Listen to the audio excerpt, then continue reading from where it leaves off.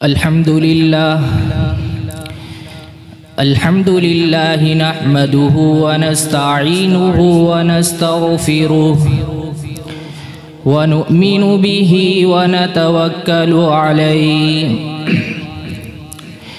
ونعوذ بالله من شرور أنفسنا ومن سيئات أعمالنا من يهده الله فلا مضل له ومن يضلله فلا هادي له ونشهد أن لا إله إلا الله وحده لا شريك له ونشهد أن سيدنا ومولانا محمدًا عبده ورسوله صلى الله تعالى عليه وعلى آله وأصحابه وبارك وسلم تسليما كثيرا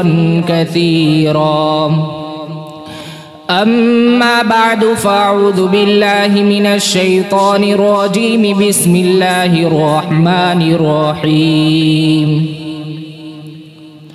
توبوا إلى الله جميعا أيها المؤمنون لعلكم تفلحون وقال النبي صلى الله عليه وسلم التائب من الذنب كمن لا ذنب له صدق الله العظيم وصدق رسوله النبي الكريم ونحن على ذلك لمن الشاهدين والشاكرين والحمد لله رب العالمين.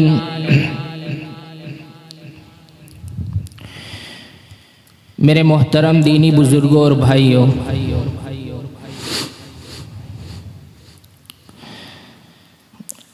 آج ہم دنیا پر اگر سرسری نظر دوڑائے تو ہر انسان چاہے وہ کسی بھی مذہب سے تعلق رکھنے والا ہو، چاہے وہ کسی بھی برادری کا ہو، چاہے وہ کسی بھی طبقے سے متعلق ہو، انسانیت مجموعی لحاظ سے پریشان نظر آ رہی ہے۔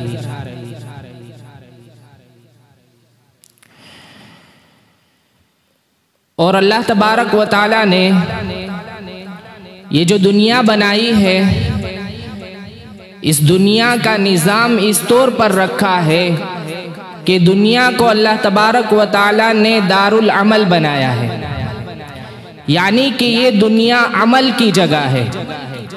خود قرآن کریم میں اللہ تبارک و تعالیٰ ارشاد فرماتے ہیں الذی خلق الموت والحیات لیبلوکم ایکم احسن عملا، کہ اللہ نے زندگی اور موت کو اس لیے پیدا کیا ہے کہ انسان کو دنیا میں زندگی دے کر اللہ تبارک و تعالیٰ آزمانا چاہتے ہیں کہ اس دنیا میں رہ کر کون بہترین عمل لے کر میرے پاس آتا ہے۔ اس سے پتہ چلا کہ دنیا دار العمل ہے اور بدلے کی جگہ یہ آخرت کا گھر ہے۔ دنیا یہ فنا ہونے والی چیز ہے۔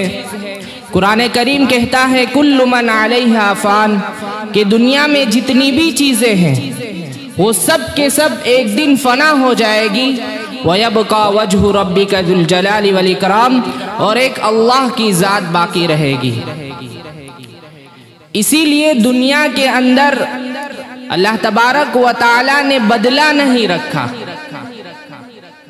لیکن اللہ تبارک و تعالیٰ نے انسانوں کو بیدار کرنے کے لیے، انسانوں کو متنبہ کرنے کے لیے دنیا میں کبھی کبھی چھوٹی پریشانیاں لا کر عذاب کا نمونہ پیش کرتی ہیں تاکہ انسان اپنی نافرمانی والی زندگی سے باز آ جائے۔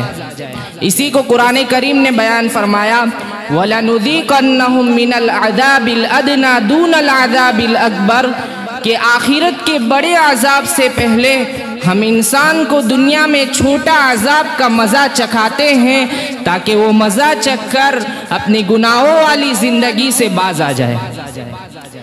اور یہ جو دنیا میں مصیبتیں آتی ہیں، جو پریشانیاں انسان کو پیش آتی ہیں، یہ انسان کی اپنی خود کی کمائی ہے۔ قرآن کہہ رہا ہے فَمَا أَصَابَتْكُم مِّن مُّصِيبَةٍ فَبِمَا كَسَبَتْ أَيْدِيكُمْ وَيَعْفُو عَن كَثِيرٍ کہ دنیا میں تمہیں جو کوئی بھی مصیبت پہنچتی ہے یہ سب تمہارے اعمال اور تمہارے بدعمالیوں کا نتیجہ ہے۔ تو انسان کو جو دنیا میں مصیبتیں پہنچتی ہیں وہ بدعمالیوں کی وجہ سے آتی ہے۔ تو اللہ تبارک و تعالیٰ نے دنیا کے اندر انسان کو مصیبتیں پہنچا کر متنبہ کر رہا ہے کہ وہ گناہ سے باز آ جائے، اور دنیا کے اندر یہ متنبہ کرنا اور یہ آزمائش کا ہونا یہ ضروری ہے۔ اللہ تبارک و تعالیٰ مختلف آدمیوں کو مختلف طریقے سے آزماتا ہے۔ کسی کے رزق کے دروازے کھول کر آزماتا ہے تو کسی کو تنگی دے کر آزماتا ہے، کسی کو صحت دے کر آزماتا ہے تو کسی کو بیماری دے کر آزماتا ہے۔ غرض ہر انسان اس دنیا کے اندر امتحان میں ہے، آزمائش میں ہے، اور یہ امتحان کا ہونا ضروری ہے کیونکہ قرآن کریم کا انداز بتلا رہا ہے کہ دنیا کے اندر انسانوں پر آزمائشیں آنی ہی ہے۔ قرآن کریم میں ایک جگہ اللہ تبارک و تعالیٰ ارشاد فرماتے ہیں وَلَنَبْلُوَنَّكُمْ بِشَيْءٍ مِّنَ الْخَوْفِ وَالْجُوعِ وَنَقْصٍ مِّنَ الْأَمْوَالِ یہ آیت کریمہ آج کے ماحول کے لحاظ سے ایسا لگ رہا ہے کہ آیت کریمہ پورے آج کے ماحول کی عکاسی کر رہی ہے اور آج کے ماحول کا منظر کھینچ رہی ہے۔ اللہ تبارک و تعالیٰ فرماتے ہیں وَلَنَبْلُوَنَّكُمْ ہم تم کو ضرور بھی ضرور آزمائیں گے، ہم تمہارا ضرور بھی ضرور امتحان لیں گے۔ تم ابھی امتحان ہال میں ہو۔ کس سے امتحان لیا جائے گا؟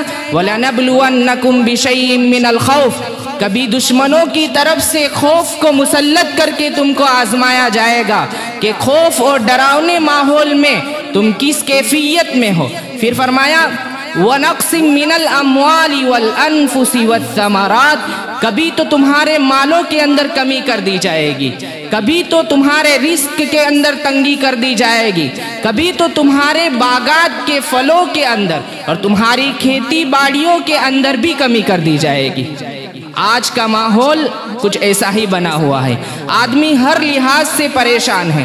ایسے موقع پر قرآن کیا فرماتا ہے کہ اس میں خوشخبری کس کے لیے ہے، اس میں کامیابی کس کے لیے ہے؟ قرآن کہتا ہے وَبَشِّرِ الصَّابِرِينَ خوشخبری ان لوگوں کے لیے ہے کہ جو ان آزمائشوں میں صبر کا دامن تھامے ہوئے ہیں، اور ان کا ان آزمائشوں کے موقع پر عمل کیا ہے؟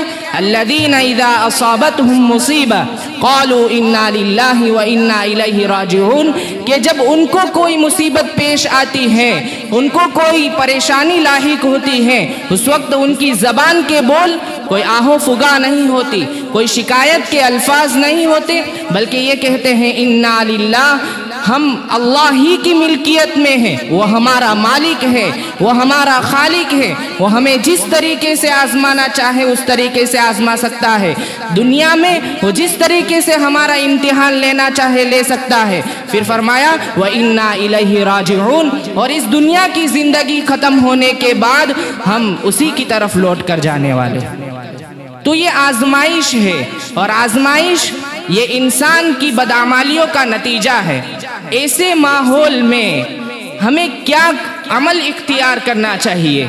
تو ایسے ماحول میں سب سے زیادہ اگر کسی چیز کی ضرورت ہے تو وہ رجوع اللہ کی ضرورت ہے، اللہ کی طرف رجوع ہونے کی ضرورت ہے۔ ہمارا حال یہ ہے کہ آج جس پریشانیوں سے ہم گزر رہے ہیں، ایسی پریشانیوں میں بھی ہم غفلت کے شکار ہیں۔ یہ سب سے بڑے افسوس کی بات ہے۔ ایسے موقع پر تو ہمیں اللہ تبارک و تعالیٰ سے اور زیادہ رجوع ہونا چاہیے تھا، لیکن انسان اتنا بھولا بھالا ہے کہ اپنی پریشانیوں کا حل بھی اسباب کے اندر تلاش کر رہا ہے، حالانکہ پریشانیوں کا حل اللہ تبارک و تعالیٰ نے اپنے احکامات کے بجا لانے میں اور اپنی نافرمانیوں سے رکنے میں رکھا ہے۔ رجوع اللہ کی صورت کیا ہے؟ تو رجوع اللہ اللہ کی طرف متوجہ ہونے کی مختلف شکلیں ہیں۔ اس میں پہلی شکل تو یہ ہے کہ ہم دعاؤں کا اہتمام کریں۔ آج سب سے بڑی جس چیز کی کمی نظر آ رہی ہے وہ یہ ہے کہ ہمارے اندر سے دعا کی جو عبادت ہے وہ چھٹی نظر آ رہی ہے۔ حالانکہ رسول اللہ صلی اللہ علیہ وسلم نے مختلف پیرائیں سے ہم کو سمجھایا ہے، فرمایا کہ ہر چیز کو اپنے رب سے مانگو، جب کسی پریشانی میں مبتلا ہو تو اپنے رب کی طرف متوجہ ہو۔ یہاں تک کہ حدیث شریف میں آتا ہے رسول اللہ صلی اللہ علیہ وسلم نے ارشاد فرمایا کہ اگر جوتے کا تسمہ، چپل کی پٹی بھی ٹوٹ جائے تو ایسے موقع پر سب سے پہلے ہمارا دل اللہ کی طرف متوجہ ہونا چاہیے۔ حالانکہ ہم کو یہ دیکھنے میں بہت معمولی چیز نظر آ رہی ہے، لیکن جوتے کے تسمہ کا، چپل کی پٹی کا صحیح ہونا یہ بھی ہمارے بس کی بات نہیں ہے جب تک کہ اللہ کی مشیت نہ ہو۔ اس لیے اللہ تبارک و تعالیٰ کے رسول صلی اللہ علیہ وسلم نے ہمیں متوجہ کیا، اور دعا یہ تعلق مع اللہ کا، اللہ کے ساتھ تعلق کرنے کا بہترین ذریعہ ہے۔ جس آدمی کو دعا کی عادت بن جاتی ہے، جس آدمی کی صفت دعا بن جاتی ہے، اس کا تعلق اللہ کے ساتھ باقی بھی رہتا ہے اور اس کا تعلق اللہ کے ساتھ بڑھتا بھی رہتا ہے، اور دعا یہ اللہ کے ساتھ تعلق پیدا کرنے کا ذریعہ بھی ہے۔ دعا ایسی چیز ہے کہ حدیث شریف میں اگر رسول اللہ صلی اللہ علیہ وسلم نے جو دعائیں مانگی ہیں، اگر ہم ان دعاؤں کا اہتمام کریں تو ہم ہر چیز سے آسانی سے، مصیبتوں سے نجات پا سکتے ہیں۔ حضور صلی اللہ علیہ وسلم نے کیسی کیسی دعائیں مانگی ہے، ایسی دعا نبی کے علاوہ کوئی اور شخص نہیں مانگ سکتا۔ اگر ان میں سے ایک دعا بھی ہماری قبول ہو جائے تو ہمارا بیڑا پار ہو جائے۔ جیسا کہ ایک نمونہ کے طور پر جب ہم مسجد میں داخل ہوتے ہیں تو رسول اللہ صلی اللہ علیہ وسلم کی معمول تھا کہ جب مسجد میں داخل ہوتے تھے تو یہ دعا پڑھتے تھے، اللہم افتح لی ابواب رحمتی۔ یہ دعا دیکھیے، دعا کے الفاظ مختصر ہے لیکن اس کے اندر معنی ایسے ہیں کہ اگر یہی دعا قبول ہو گئی تو ہمارا بیڑا پار ہو گیا۔ اس دعا میں کہا گیا یا اللہ میرے لیے آپ کی رحمت کے دروازے کو کھول دیجئے۔ اگر یہ دعا قبول ہو گئی، ہمارے لیے رحمت کے دروازے کھول دیے گئے تو ہر طرح کی مصیبتوں سے نجات کا سامنا ہے۔ اور ایک دعا لے لیجئے، جب بیت الخلاء میں جاتے ہیں اس وقت حضور صلی اللہ علیہ وسلم نے دعا فرمائی، اللہم انی اعوذ بک من الخبث والخبائث۔ اس دعا کا اہتمام کیجئے، لکھا ہے اس دعا کا مطلب یہ ہوتا ہے یا اللہ میں تیری حفاظت میں آتا ہوں جناتوں سے اور جناتیوں سے۔ لکھا ہے اس دعا کے ذیل میں کہ بیت الخلاء والا ماحول چونکہ گندگی والا ماحول ہوتا ہے، وہاں پر دوسری ناپاک مخلوقات رہتی ہیں۔ یہاں تک لکھا گیا ہے کہ جب آدمی بغیر دعا پڑھے بیت الخلاء میں داخل ہو جاتا ہے تو اس کی شرمگاہ کے ساتھ شیطان کھلواڑ کرتا ہے، جس کی وجہ سے اس کے اندر برائی کے داعیے پیدا ہوتے ہیں، لیکن آدمی کو اس چیز کا پتہ نہیں چلتا۔ بلکہ یہاں تک لکھا گیا ہے کہ جو آدمی دعا کے بغیر داخل ہوتا ہے تو خطرہ اس بات کا ہے کہ وہ دوسری مخلوق کی طرف سے اذیت میں مبتلا ہو جائے۔ تو ہمارا معمول چونکہ دعاؤں کا بنا نہیں ہے، اس لیے دوسری آزمائشوں میں ہم مبتلا ہو رہے ہیں۔ تو حضور صلی اللہ علیہ وسلم نے جو دعائیں مانگی ہیں ان دعاؤں کو اپنی زندگی کا معمول بنائیں۔ دعا یہ اللہ کے رسول صلی اللہ علیہ وسلم نے ہم کو سب طریقہ سکھلا دیا ہے۔ دعا کی مثال ایسی ہے جیسے کہ آج کل سرکاری دفتروں میں جاتے ہیں تو سرکار کسی چیز کا، کسی اسکیم کا جب اعلان کرتی ہے کہ کسانوں کو فلاں ملے گا تو اس وقت کسانوں کو یا جس کو بھی اس اسکیم سے فائدہ اٹھانا ہے اس کو باقاعدہ اپنا درخواست لکھنا نہیں پڑتا، بلکہ سرکار پورا فارم اور مضمون تیار کر کے دیتی ہے، صرف خالی جگہ کو پورا کرنا ہوتا ہے اور اس میں اپنا نام لگانا ہوتا ہے۔ ٹھیک اسی طریقے سے دعا بھی ہمارے سامنے سب تیار موجود ہے، صرف ہمیں اپنا نام پور کر کے اللہ کے دربار میں جمع کروانا ہے۔ اللہ کے دربار میں جمع کروائیں گے پھر قبولیت کے دروازے کھل جائیں گے۔ اور وہ اللہ کیسا سخی اور کیسا داتا ہے۔ حدیث شریف میں آتا ہے من لم یسأل اللہ، جو شخص اللہ سے دعا نہیں مانگتا اللہ تعالیٰ اس پر غضب نازل فرماتے ہیں، اللہ تعالیٰ اس سے ناراض ہو جاتے ہیں۔ آج ہم کسی دنیا دار کے پاس، چاہے وہ کتنا بھی بڑا سخی ہو، چاہے وہ کتنا بھی بڑا داتا ہو، ایک مرتبہ مانگیں گے دے دے گا، دوسری مرتبہ مانگیں گے دے دے گا، تیسری مرتبہ بھی دے دے گا، لیکن آخرکار اس کی زبان سے یہ الفاظ نکل ہی جائیں گے کہ کوئی دھندا بھی ہے یا نہیں۔ لیکن اللہ ایسا سخی ہے کہ وہ دعا کے مانگنے پر خوش ہوتا ہے۔ بلکہ قرآن کریم کی آیت میں ہے وَإِذَا سَأَلَكَ عِبَادِي أَنِّي فَإِنِّي قَرِيب، کہ جب میرا بندہ مجھ سے مانگتا ہے تو میں اس کے قریب ہو جاتا ہوں۔ اس آیت کا انداز عجیب ہے۔ اس آیت کے اندر اللہ تبارک و تعالیٰ نے یہ فرمایا کہ جب بندہ دعا کرتا ہے تو میں بہت زیادہ قریب ہو جاتا ہوں۔ تو رجوع اللہ میں سب سے پہلی ضرورت جس چیز کی ہے وہ یہ ہے دعا کی۔ ہم دعاؤں کو اپنی زندگی کا معمول بنائیں۔ اگر ہم دعاؤں کو اپنی زندگی کا معمول بنائیں گے، چاہے جون سی بھی پریشانی ہو، دل میں بھی دعا کرے۔ جب بھی کوئی مسئلہ پیش آ جائے دل میں دعا کریں گے، اللہ تبارک و تعالیٰ سے تعلق مضبوط ہوگا۔ رجوع اللہ کی دوسری شکل توبہ اور استغفار ہے۔ اللہ تعالیٰ کی طرف متوجہ ہونے کی دوسری شکل توبہ اور استغفار ہے۔ توبہ کس کو کہا جاتا ہے؟ توبہ کہا جاتا ہے آدمی چونکہ انسان ہے۔ امام غزالی رحمت اللہ علیہ نے لکھا ہے کہ اللہ تبارک و تعالیٰ نے 3 قسم کے افراد دنیا میں رکھے ہیں۔ پہلی قسم کے وہ افراد جو انبیاء ہیں اور فرشتے ہیں۔ انبیاء اور فرشتے ایسے افراد ہیں کہ ان سے کبھی بھی گناہ سرزد نہیں ہوتے۔ دوسری قسم کے وہ افراد جو شیطان ہیں، شیطان ہمیشہ اس گناہ کا داعیہ خود بھی پیدا کرتا ہے۔ اور تیسری قسم کے وہ افراد جو عام انسان ہیں۔ عام انسان کے اندر اللہ تبارک و تعالیٰ نے گناہوں کا بھی مادہ رکھا ہے، اور بشریت کے، انسانیت کے لحاظ سے آدمی گناہ ہو ہی جاتے ہیں، اور گناہ ایک زہر ہے، گناہ ایک زہر ہے۔ لیکن اللہ تبارک و تعالیٰ کی ذات حکیم ہے۔ حکیم کی حکمت کا تقاضا یہ ہے کہ اس نے جہاں پر زہر پیدا کیا ہے تو اس زہر کے ختم کرنے والی چیز تریاک کو بھی پیدا کیا ہے۔ مفتی تقی عثمانی صاحب اپنی کتاب میں ایک واقعہ نقل کیا ہے کہ ایک مرتبہ ہم جنوبی افریقہ کے علاقے میں سفر کر رہے تھے، تو پہاڑوں کے درمیان میں سے ہماری ٹرین گزر رہی تھی۔ گاڑی وہاں پر رک گئی، ہم اترے۔ اترنے کے بعد نماز کے لیے ہمیں جانا تھا، تو میں قریب ادھر گیا تو ایک پھول کو دیکھا، بہت ہی خوبصورت۔ اس کی خوبصورتی دیکھ کر میں نے اس پھول کی طرف اپنا ہاتھ بڑھانا چاہا۔ جیسے ہی ہاتھ بڑھایا، میرا ساتھی جو سفر میں تھا اس نے کہا حضرت ہاتھ مت بڑھائیے۔ میں رک گیا۔ میں نے پوچھا ایسا کیوں؟ تو اس ساتھی نے کہا کہ یہ پھول جتنا خوبصورت دکھتا ہے لیکن اس کے اندر اللہ تبارک و تعالیٰ نے زہر رکھا ہے۔ جو آدمی اس پھول کو چھو لیتا ہے تو اس کے بدن میں زہر ایسے ہی سرایت کرنا شروع ہو جاتا ہے جیسا کہ سانپ اور اژدہے کے ڈسنے سے آدمی کے بدن میں زہر سرایت کرنا شروع ہو جاتا ہے۔ مفتی صاحب نے کہا کہ میں تو انجان تھا لیکن آپ کے کہنے کی وجہ سے بچ گیا۔ اگر کوئی مسافر یا کوئی انجان آدمی اس کو ہاتھ لگائے گا تو وہ تو مر جائے گا۔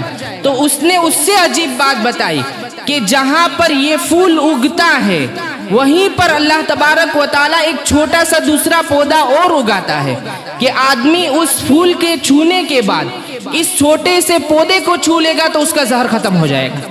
یہ اللہ کی ذات حکیم ہے کہ جو زہر کو پیدا کرتا ہے تو زہر کے ختم کرنے والی چیز تریاک کو بھی پیدا کرتا ہے۔ تو اللہ نے اگر گناہ کا وجود رکھا ہے تو گناہ ایک زہر ہے، اور گناہوں کے زہر کو ختم کرنے والی چیز اور تریاک یہ توبہ اور استغفار ہے۔ آدمی جب توبہ اور استغفار کرتا ہے تو ایسا ہو جاتا ہے جیسا کہ حدیث شریف میں آتا ہے التائب من الذنب کمن لا ذنب لہ، گناہ سے توبہ کرنے والا ایسا ہے جیسے اس نے گناہ کیا ہی نہیں ہے۔ تو اس موجودہ حالات میں ہمیں سب سے بڑی ضرورت یہ ہے کہ ہم رجوع اللہ، اللہ کی طرف متوجہ ہو۔ ہمارے حالات کے لحاظ سے ہمیں بہت ضروری ہے کہ ہم اللہ کی طرف متوجہ ہو، ہم اللہ کے احکامات کو بجا لائیں۔ रसूलुल्लाह सल्लल्लाहु अलैहि वसल्लम की सुन्नतों को जिंदा करे और अल्लाह ने जिन चीज़ों से मना किया है उनसे रुक जाए। अगर ये चीज़ें हम इख्तियार करेंगे तो अल्लाह तबारक व तआला राहें निकालेगा। खुद कुरान कहता है वमन यत्तक़िल्लाह यजअल लहू मखरजा, ये जो शख्स तक़वा इख्तियार करता है अल्लाह तबारक व तआला उसके लिए रास्ते खोल देता है। अल्लाह तबारक व तआला हम सबको तक़वा की दौलत से माला माल फरमाए।